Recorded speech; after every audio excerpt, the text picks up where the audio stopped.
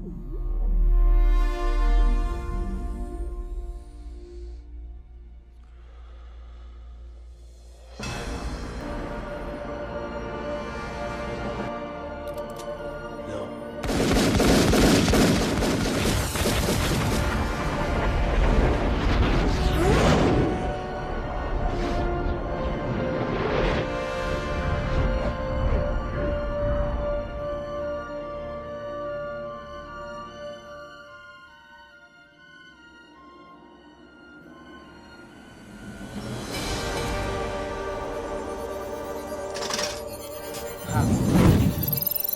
is the one.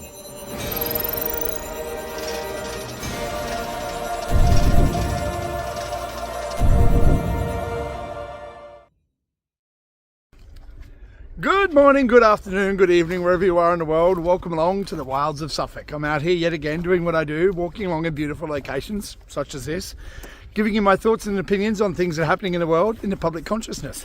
If it's your first time here, welcome. Hope you enjoy what I'm doing today. If you're a returning subscriber, 1,390 I think there are of you, welcome, or welcome one and all, welcome back, welcome one and all. I'm glad that you're here. So, by the title of my video today, Brawndo, it's got electrolytes. For those of you who don't know that reference, comes from a movie called Idiocracy, I think late 90s, something like that, don't quote me, where it's 500 years in the future and all the, can we say stupid? We'll say stupid. All the stupid people are breeding while all the smart people are not, because, well, we couldn't possibly have a child, what with our current financial circumstance. So all the stupid people bred, and 500 years in the future, everyone's stupid. And a guy of average intelligence becomes the smartest man in the world. Brilliant. Absolute genius. So if you haven't seen it, I suggest you watch it. And the recurring theme throughout the movie is for a product like one of these sports drinks, you know, like Gatorade, that kind of thing. But it's called Brawndo, and it's got electrolytes. So in the movie, they use Brawndo for everything instead of water, and the crops don't grow because everyone's been so brainwashed into believing propaganda, namely advertisements, that they believe it, hook, line and sinker. They don't question it, and they end up, all their food dies or doesn't grow because they're washing it with electrolytes or salt. So needless to say, it doesn't work. But why am I talking about Brawndo? It's got electrolytes. It's what plants crave, because I don't know whether you've been watching the news cycle lately, but things are getting pretty crazy. Now, for those of you who've been joining me for these walks for, as I discussed with my wife the other day, 4 years now, 4 years I've been making videos, and she said, no, surely it's not been 4 years. And I said, go back and look at the video. First video, 4 years ago. And I've been making these videos for 4 years and discussing events playing out, what's happening in the public consciousness. And, well, things are sort of moving down the road that I said that they would, right? Yeah, I think my track record of saying things that were going to happen has been pretty spot on. Now, I haven't done this alone, of course. I take in a lot of content. I'll do this for the people who haven't been here before. I take in a lot of content from the mainstream media to the far out conspiracy stuff. And when I see a thread that runs through that, or a narrative thread that runs through, sort of standard television broadcasts and like crazy conspiracy theories that this isn't real, that we're living in a matrix. Pretty sure I heard that the other day as well. But anyway, and then when I see a narrative thread that runs through it, it makes me perk up, and that's a data point for me. It's like it's the way that I've structured my mind to work is that I notice things like that, where you have crossovers in things that have no relation to each other being reported in a broad spectrum of different places. So that's how I get to where I'm going, and that's why I come out here and do what I do, because I try and thread together a narrative, thread the needle through all these different narratives that were being fed, and try and make it make sense. Hopefully it does. Most of the time it probably doesn't, but hey, for those of you who are walking with me and joining me for this walk, this journey, what do you think? But anyway, let's get back to the talk at hand today. So the news cycle is pretty crazy. I think you have to admit that. Now, where do we start? Where do we start today? Let's start with Syria, okay? Now, I've been talking about this Ukraine-Russia conflict since it started, really. And Russia's bad. Russia. It's always Russia. Russia's responsible for everything. Now it's Iran, right? Yep. Okay. Now, there was a general that spoke years ago, at least 3 years ago, probably more. I don't know exactly when. And he said that somebody came into his office at the Pentagon and said we're going to invade 7 countries and culminating in Iran. So it was Iraq, Syria, Somalia, Syria, ending with Iran. I can't remember all of them, but you can go and find it. It's easy to find online if you're looking for it. And here we are, where the Syrian rebels, okay, I'll get to them in just a second. Syrian rebels overthrew the Assad government and have now taken Syria for themselves. Now, you have all these warmongering filth politicians who are like, yes, the Assad regime has fallen after 50 years of being in charge and Syria being relatively stable. Not ideal, obviously, but relatively stable. People were able to practice their religion and be who they wanted to be under Assad. And I'm not saying he was perfect by any stretch of the imagination. Much like Putin, I don't think he's perfect.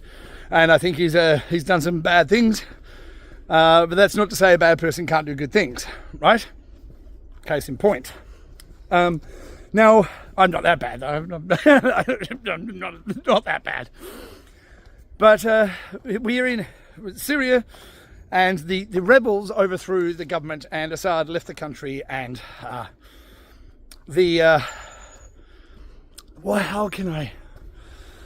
what word can I use so that I'm not going to be branded or to have this video taken down? The people who are represented by a star. Does that help? Okay. They're on bombing runs throughout Syria to destroy the infrastructure, chemical weapons, remember. They're destroying everything. Syria's in a mess. I mean, it's a mess. Yep. Oh, and all the politicians are like, we're so happy. So happy the Assad regime has fallen.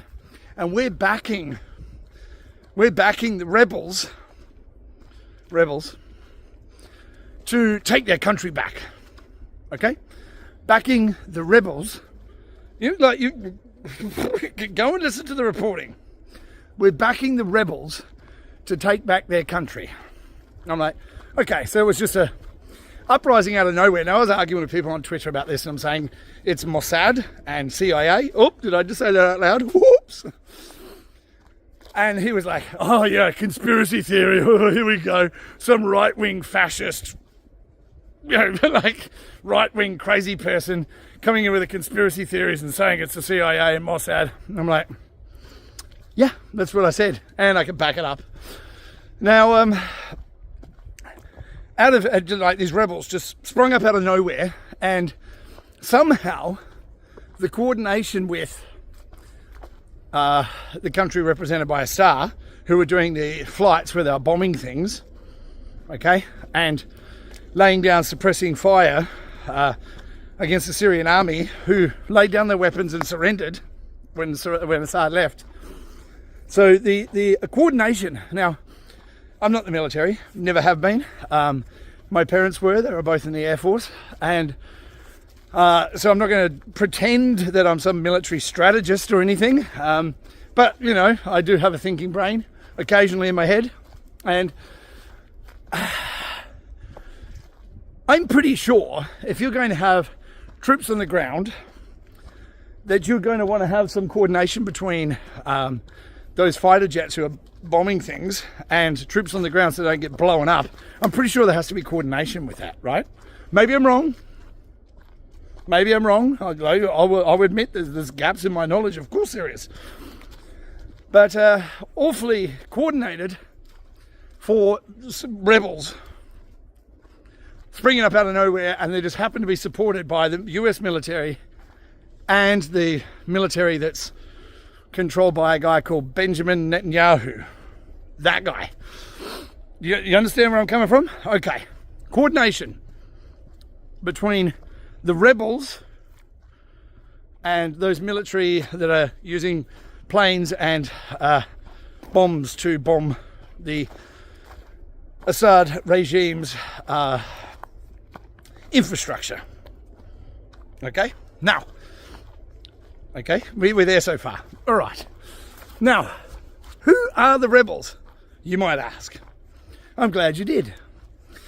The rebels are, or the leader in Syria right now was the head of an organisation that, for any of us that are a little bit older, like myself, called Al-Qaeda, which, quote me if I'm wrong, tell me if I'm wrong, but I'm going by what I've been told. Al-Qaeda means in Arabic, the list. It's a list of mercenaries that are willing to do whatever they're asked for money. Okay? Now, who would have a list of mercenaries that would go out into the world and cause havoc? It wouldn't be the CIA. They would never do that. Never, or Mossad. Never. So you've got the rebels, Al-Qaeda, and another group of interesting individuals called ISIS. Now, ISIS, the country with the star, that name is the first letter. Security. Yeah, I can let you work out what ISIS stands for. I'm not telling you that. I'm just reporting what I've seen. Okay? Now, I'm going to hear... Oh, I can already hear it. Oh, but Chris, that's anti-Semitic. Well, it's anti-Semitic to talk about things that are in the open and obvious to everybody. So you have that country is now doing bombing runs all over Syria, the next door neighbour. So they're invading the next door neighbour. Oh, but it's in self-defence, Chris. Now, shoe on the other foot.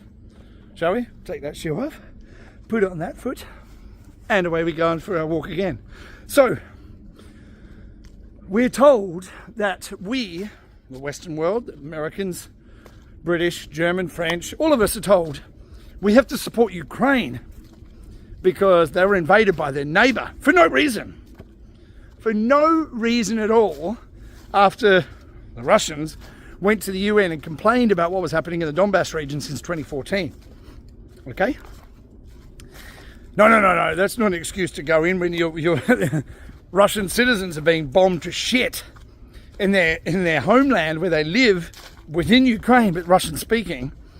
Russia went to the UN, they did everything by the book to try and come to a peaceful resolution before they went in militarily to protect those citizens of theirs that were living in a foreign land. Okay? Now, we're told those pesky Russians, oh, they want all of Europe. That's why they've gone in there. They want all of Europe. It's a war, and we have to protect Ukraine with weapons of mass destruction. We're going to send over some nukes now because, well, you know what? They need it. Because I'm still wondering what the fuck we get out of this whole thing. I mean, how does it serve us? It's not a massive money laundering operation. Definitely not a massive money laundering operation. Ukraine has never been that. Okay? You need to understand that we have to protect Ukraine because those pesky Russians went in there, invaded their neighbour because they want the land. And here we are, Syria, their neighbour, has gone in there to help the rebels, Al-Qaeda and ISIS, to take back their land from a brutal dictator who gassed his own people. That's the proviso that the politicians are using. As it, well, that's why, because Assad gassed his own people with a chemical weapons attack, which was disproven many years ago, that the whole thing was bullshit, was made up. But they're still using it as an excuse. On Twitter or X, or whatever we're calling it now, I called out a British politician and I said, where's community notes on this? Checking this guy, because this is bullshit. They're lying. They're lying about this. No, why am I surprised? A politician lies. It's their job to lie. They're professional liars, much like actors who go over to Ukraine, and like Sean Penn, who gave Zelensky his Oscar that he got for Best Actor, gave it to Zelensky and said, I'll feel more comfortable if this is here with you. What was Zelensky before he was president or prime minister, whatever the fuck position he's in? Oh, that's right, he was an actor, playing the president on TV. Comedian. Nothing to see here. We're not watching a giant show. No, Chris, you're crazy if you think that. You're crazy if you think that that virus, that most deadly virus in the whole world that came from a bat in a wet market that didn't sell bats, or pangolins, or whatever other nonsense they're trying to perpetrate. And the Wuhan coronavirus research lab, that wasn't the source of the outbreak. Okay. Now, what we've also heard in the news recently is that in 2021, I think it was, don't quote me, that live viruses were stolen from a bioweapons lab in Queensland, Australia, that could be weaponized. That's interesting, especially when you pair that with the story that there was a guy, I wish I could remember his name, I can't, I'm sorry, but if you've seen it, you'll know what I'm talking about. The guy who says, when Trump takes power on the January 21st, there's going to be a whole range of new diseases that plague the earth, and we're all going to die. Ah! Again, oh my God, not again. Now, here we are, nearly 5 years in now. 5 years. Who would have thought it, eh? 5 years into the deadliest pandemic ever in history, and all of us unjabbed, crazy conspiracy theorists are still here to tell the tale. It's crazy. I mean, how did we ever last through that, through the flu? Honestly, it's unbelievable, isn't it? We must be made of sterner stuff. Or it was all bullshit. Probably the second. Anyway, now let's turn around here. So then we get to what I want to point to with this whole Syria thing. Okay, much like Ukraine, BlackRock's already got the contract to go and rebuild Ukraine after it's been leveled. Funny that.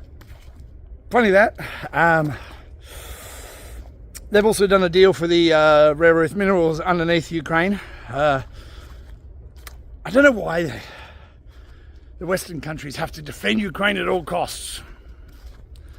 Nothing to do with what's in the ground, okay? Nothing to do with that. Okay. But do you see a correlation here where you've got one country invading another country? It's the worst thing in the world, and we have to spend tens of billions of our taxpayer dollars rather than fixing the roads in this country, or spending money on infrastructure, or making the country work properly, or funding the NHS so you could actually have an operation and cut down the wait times. Rather than doing that, it's more important we buy weapons and drop bombs and kill people than negotiate a way out of it. Okay? Now that nonsense happening over in Ukraine and Russia is completely different to what's happening in the Middle East. Okay? Totally different thing. One neighbour invading another neighbour to take land from them. It's okay when one country does it, because if you say anything against that one country, well, then we're going to label you an anti-Semite and throw you in prison. You can't question it. No matter what you say, oh, Chris, you don't understand. October 7th, we're the victims here, goddammit. We're the victims so much that we have to go and invade another country. That's victimization. I've never Never in my life have I seen victimization on such a scale.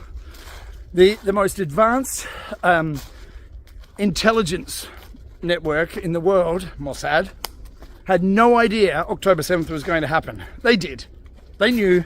The president of Egypt told them 10 days beforehand, and they let it happen so that they had justification to go and do whatever they wanted to do. At what point is it self-defense turn into attack? I don't know. I mean, I'm asking genuinely. You know, there was a case here many years ago where a farmer in the UK, his house kept getting broken into. Can't remember what his name was, Tony something, I think, and by these young kids, not young, but 20-somethings, kept on breaking into his house. And he one night he ran downstairs, caught them, and shot one in the back as he was running away. He was sent to prison for murder or manslaughter, I think, because he'd already left the property. And he chased him down and shot him in the back. And that, because of that was, I'm not sure if it was murder or manslaughter. He went to prison for that. So, is that when you chase someone down and shoot them in the back, right? That's illegal. You go to prison for that. Is that stop being self-defense then? At what point is self-defense not self-defense anymore, but it is attack and take what you want in revenge for what they did? I'm not sure where that distinction is, but let's carry on, shall we? Enough of that, because I can already see that this is going to be viewed by some as being, oh, you're just attacking us, Chris. Perpetual victims, okay? Don't you remember back in the Second World War? Okay? Or those people screaming nowadays, but I'm a slave. You enslaved me and I want reparations. Hold on a minute, that was 400 years ago. That doesn't matter. Doesn't matter what happened 400 years ago. Doesn't matter what happened. It doesn't matter if it happened back then. I'm still the slave. I'm still the victim. It's the victimhood mentality that's got us to where we are. That everyone's a victim now. And it is this victimhood mentality that people want to show these badges of honor. Like, you know, it's... oh God! I mean, everything nowadays. If you're black, gay, trans, you know, there's a victimhood mentality being so. And if you can stack them all up, that's even better, because then you're more of a victim than other people. Because if you're more of a victim, then you have more sympathy for your cause. Okay. Now, well, here we go. We're going to get run down by a vehicle on my walking track. How dare you? How dare you? No, look out. So, I might just turn around rather than get the vehicle in shot, because they're only going to start hassling me security as I'm walking through the forest. How dare you talk about those people like that? That's what it is. They got mobile squads of people out here just making sure that you're not talking about those victims, okay? Now, let's move on to the other stupidity that we're being forced into, okay? I don't know whether you've seen this or not, but we over America, there's been UAPs or drones or the size of cars that are in formation, and as soon as they're sighted, they turn dark or they disappear. And you know, New Jersey. There's been some over Florida. There's been different places over the country, much like those spy balloons that Chinese, but not Chinese. Okay. Chinese spy balloon that they allowed to fly over the entire country. No one shot it down. Oh no, it's too dangerous, Chris. Then we've got these drones that are performing unbelievable maneuvers. Unbelievable. The military saying, we don't know what they are. They're not ours. I'm not sure. No. See, it's an Iranian mothership is off the coast and letting out all these drones that are coming and spying on our nuclear facilities and our army bases, you know, secured sites. I mean, I don't know about you, but that sounds like bullshit to me. Now, if you've got a situation where you have an unidentified aerial phenomena, which is what they're calling UFOs nowadays, UAPs.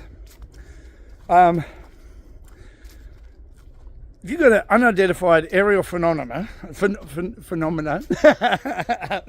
to speak, Chris. Maybe I should have finished high school. Yeah, that would have done it. That is over your sensitive military installations where you're having nuclear material. You would think that the military would launch planes or helicopters into the sky to shoot these fucking things down because, well, they're hanging around over sensitive sites, right? Yeah? No, we're not doing that. Why is that? But they're not ours. They're definitely not ours. Okay. Now, why am I mentioning all this after I started the talking about Brawndo, it's got electrolytes?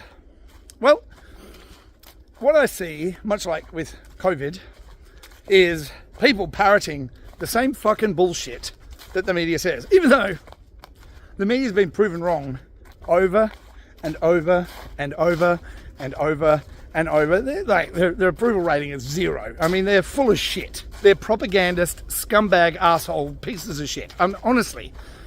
And they're multimillionaires, by the way. The people who read the news to you, they're liars, they're scum, they're propagandists, and they're paid huge amounts of money to deceive you. A lot of them you'll find, I'm not going to say all of them, are within the intelligence circles, like Anderson Pooper Scooper over on CNN, CIA. Here in the UK, you've got MI5, MI6, you have spies within the entertainment industry, within the entertainment industry, programs, television programs, not programming, it's definitely not programming, even though the shows are called programs. But that's irrelevant, Chris. It's just a word. You don't understand. It's just a word. Maybe if you finish high school, you'd understand that words are just words. Okay? Now, you have these people coming out with this utter garbage. I mean, it's Iranian mothership, so the US doesn't know what's off their coast. Okay. No, I believe you. Just like our illustrious Prime Minister here, Keir Starmer, World Economic Forum puppet and scumbag, was saying, I want to thank our strong military, our Navy, for protecting our country. They're not doing a very good job if all these people in rubber dinghies can get across from France over to the UK with brand new life jackets, by the way. You'd think that the Navy would be able to protect our shores from that. But you don't understand, Chris. They're fleeing war. Okay. So the country has just invaded another country next door, Syria. Are they taking in the people from Syria that have been displaced by all the widespread bombing and wars? No.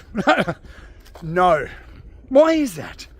Surely the humanitarian efforts need to start there. If you're going to be causing grief in other nations, shouldn't you be taking in the people that are displaced because of your actions? Crickets. Nope, still don't hear anything. No. So these people they're displaced, Chris. It's because of the wars. And who's starting the wars? And why? Why is it necessary to start wars in these places or all across the Middle East? Why is it that it's important that the Middle East is always at war? Iraq, Syria, Yemen, why is that important? Resources? Sure. Control? Yes. It is, we are, how can I say this? We are in the process of bringing democracy. Okay? Now, If you don't understand what that word means, obviously, you know, I had to look it up myself, and because, you know, I didn't finish high school. And democracy means a synonym, big word for the day, you like that? Democracy means corporatism. Okay, democracy at the barrel of a gun. So I've been told many times, you see, Chris, you don't understand that this is all the problem of capitalism. Capitalism, okay? Where, you know, capitalism at its core is the best product with the cheapest price wins. You know, on a level playing field, of course. On a level playing field, the best product at the best price is going to win, right? Unless, of course, there's monopolization through government interference, much like what happened when, you know, you've heard me talk about digital assets and cryptocurrencies for a long time now. Much like Bitcoin and Ethereum being given a free pass by the SEC, whilst simultaneously suing all the other companies that were in the blockchain space. Why is that? Now, I don't know whether you've heard about it. There's a movie, it was a documentary called Rigged from the Start. It's very, very good. I'll post a link for it in the comment section, or not in the comment section, in the description box down below. You should go and look for it. It is paid. It is a paid-for documentary. I think it's worthwhile, and I think it's, if you want an understanding of just how corruption and captured government agencies works, that will lay it out for you perfectly. So you have Ethereum is owned by the biggest banks in the world, funded, run by the biggest banks in the world, JP Morgan, Goldman Sachs, and China. Okay? Very expensive to move anything on the Ethereum blockchain. Much like the bank fees of moving money around the world now, right? So they wanted to capture the whole of the crypto industry, run it all through Bitcoin and Ethereum. Well, where did Bitcoin come from?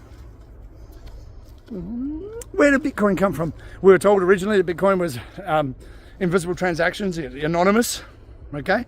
Never has been. It was a capture of criminals using digital money on the internet deliberately because they thought it was anonymous.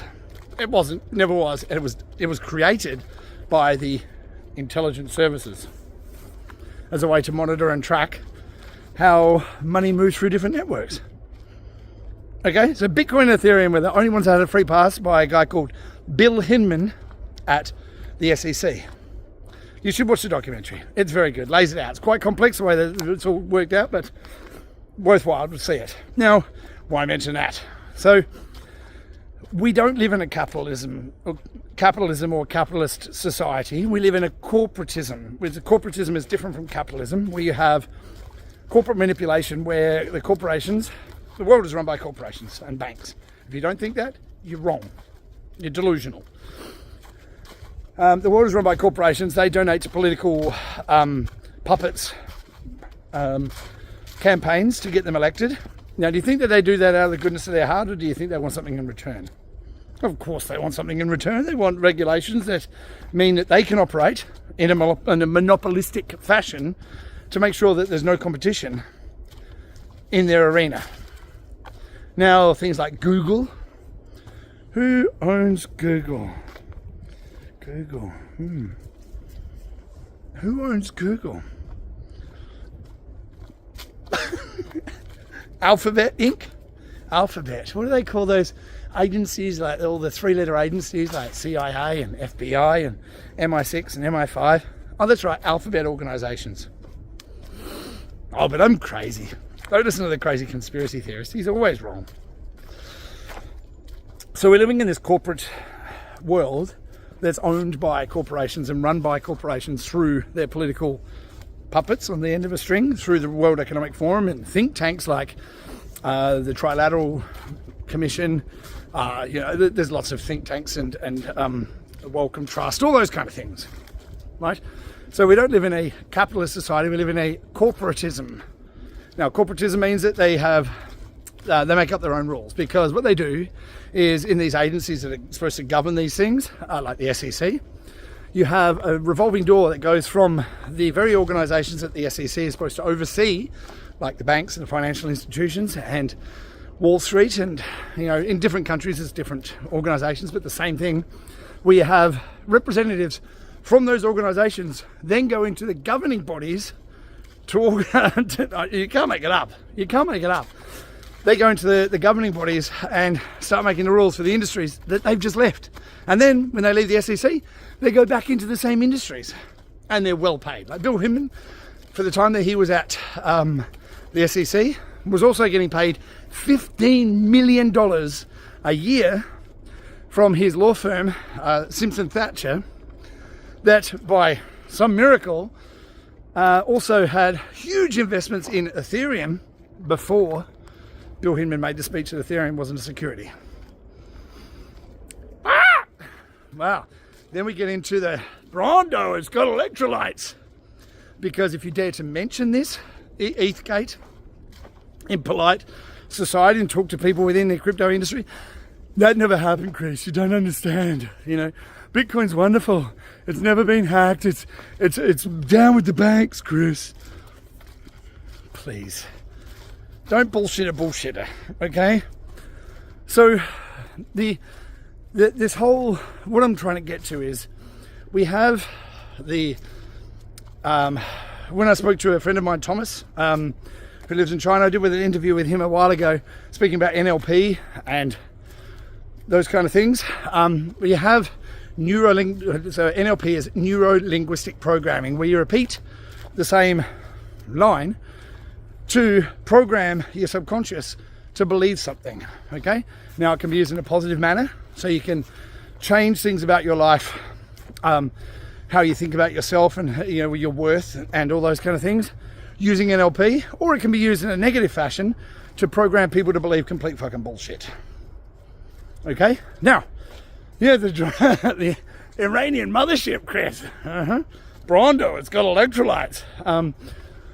Going into a neighbour's country is bad, unless, of course, it's one certain country, then it's okay. Because I'm not too sure what makes it okay, but different rules for different people. That's not corporate capture. That's not government capture. That is, what is that? Where you have the majority of politicians in America hold dual passports to the very nation that's just invaded another nation next door. Oh, but they're bad, Chris. Then the public who watch that garbage on the television and refuse to acknowledge that everything that comes out of that television is bullshit, the public repeats it ad nauseum. So if you say, well, actually, have you considered this? No, Chris, you don't understand. Russia's bad. Russia's bad. They're so bad, in fact, we can't even tell you how bad they are, but they're bad. Syria, though, they're bad as well. They supported the Houthis and Iran, and we're going to have a whole laundry list of things that they're bad for. And the watching public laps it up. Look, Brawndo, it's got electrolytes. It's what plants crave.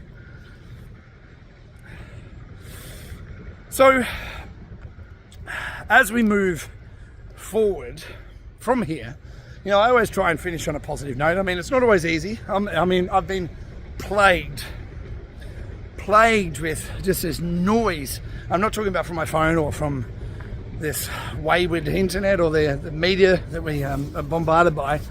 This noise, it is just unrelenting.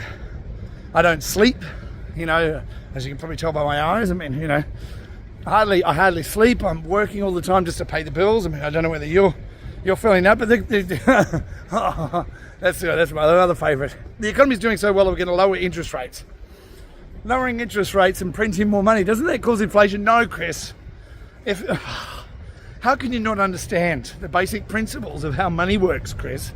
That's not how it works. If you print more money into the system, that's not inflation. Okay, what is it then?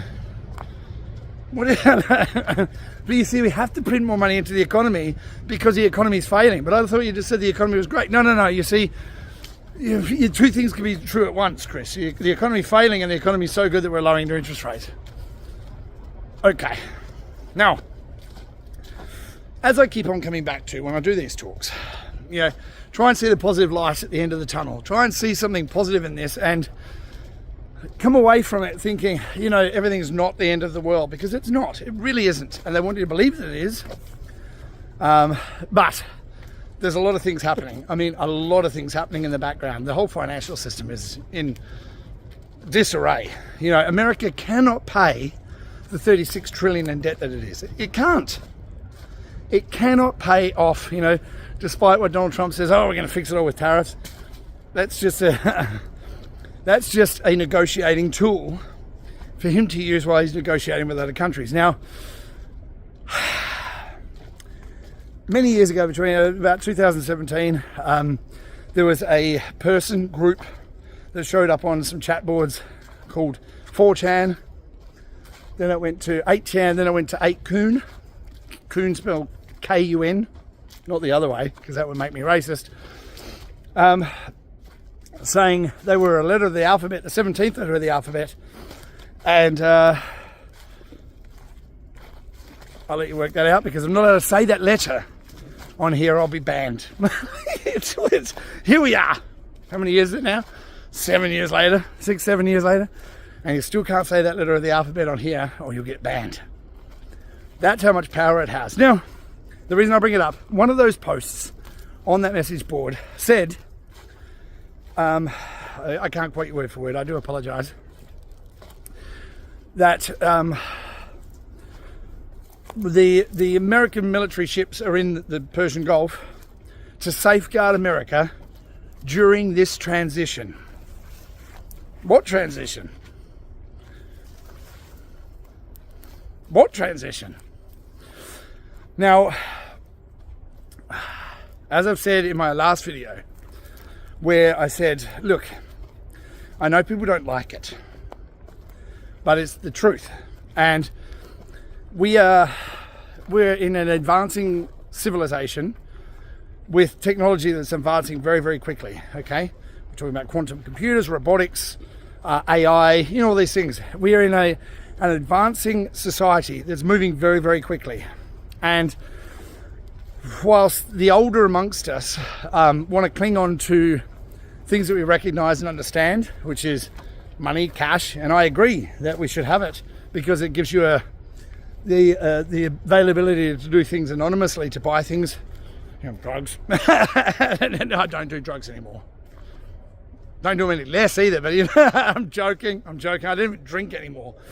But you've got a certain amount of anonymity using cash, and we will still have cash for a short period, but we are moving to a digital economy with digital money. It's happening, whether you like it or not. It's happening because technology moves on, and that's one of those things that's going to change. Now, you either keep up with it or you don't. It's up to you. There's success stories everywhere about this new technology being introduced, and those success stories will continue to be going on with more and more people being more and more successful because of that digital economy coming into play. I personally will be retired next year at 52 years old because I recognise what's right in front of us. You have the opportunity to recognise it as well and do something about it, learn it, and start to play with it and understand things for yourself and how it can serve you better. Okay? Faster, cheaper transactions, all those kind of things. I've spoken about it a lot. So I'm not going to try and ram it down your throat. I'm not going to force you into it. All I'm asking you is to consider things are changing.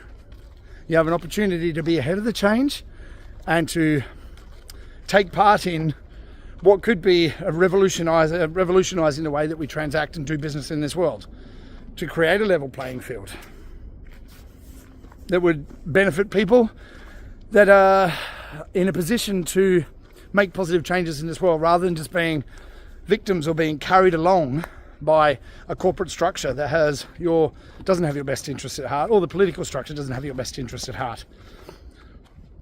it's up to you. It's up to us all.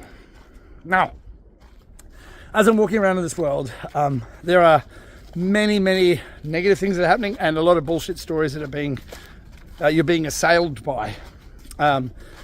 But you need to understand that the corporate structure is desperate for things to stay as they are, as they always have been, because if they lose grip, if they lose power over and control over the people, then their business is gone.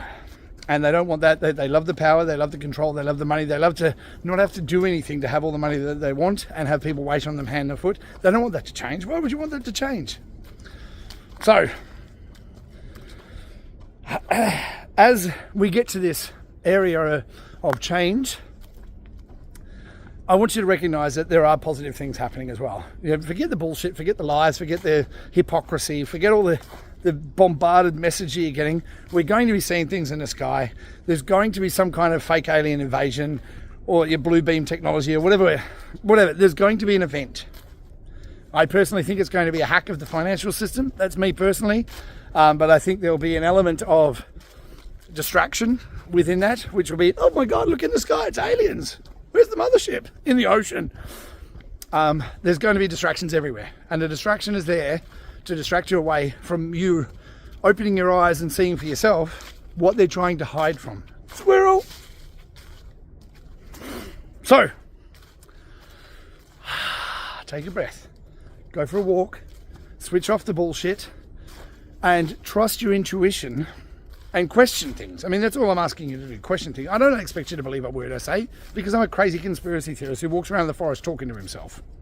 I admit that I'm a crazy conspiracy theorist, and you shouldn't trust a word that I say. But if this inspires you to go and try and prove me wrong, great, great, because then at least you'll have some time to go through the information and maybe go, like a friend of mine that came back and said, shit, everything you said was right. Why would you admit to a crazy person that he was right? No one does that, and I don't expect that. So, disengage from it, understand what it is. It is distraction after distraction after distraction, bullshit, propaganda, nonsense, made up stories to have you living in fear and to have you think a particular way so that it justifies actions that they want to take, which is more war, which means they get to print more money. You know, money laundering 101, come up with an excuse to print more money and put it into their pockets. The justification for that, for more war, is always going to be these kind of events. Oh, this happened, so we have to go and do that. Much like 9/11 led to the invasion of, firstly Afghanistan, then Iraq. Well, Iraq was the axis of evil, weapons of mass destruction. Remember that bullshit? It was all lies. And we're heading for that kind of scenario again, unless we start to stand up and say, no, I'm on Twitter. I shout and scream at Twitter. I call people all sorts of names on there. I swear, I curse. Which means that largely most people won't talk to me anymore. Boo-hoo, I'm going to cry myself to sleep. I'll be that guy. I'll be the guy that is the loud, angry corner of the internet. I'll be that person. I'll put my hand up and say, yep, that's me. I'll take it. I'm waiting for the police to come and knock on my door. You said bad things on Facebook, on Twitter, or whatever we're calling that shit now. Now I'm verified on X, by the way. I've got a blue check mark, so that means I'm important. It does. So, yeah, recognise it for what it is. It's all just a distraction, and it is justification for the next steps that they want to take. But if you don't want them to take that, then raise your voice. Say something.